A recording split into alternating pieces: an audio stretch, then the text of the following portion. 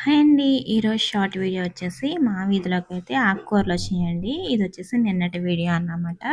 So, ఇంకా ఈ పుదీనా చూడండి ఎంత ఫ్రెష్‌గా ఉందో అసలు. నిజం చెప్పాలంటే ఈ పుదీనా ఇంత ఫ్రెష్‌గా ఉండడం గురించి నేను తీసుకున్నాను.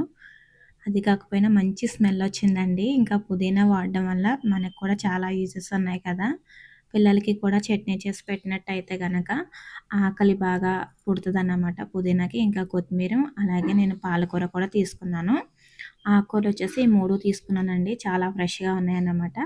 సో, ఇంకా కర్రీ ఏం చేద్దామా అనుకునేసరికల్లా ఇంకా మా బావ అయితే ఇంకా కాలీఫ్లవర్ అయితే తీసుకొచ్చారు. ఇంకా అదైతే చేస్తున్నానన్నమాట. ఏంటి ఆకుకూరలు తీసుకొని కాలీఫ్లవర్ కూర చేస్తున్నావా అనుకుంటున్నారా?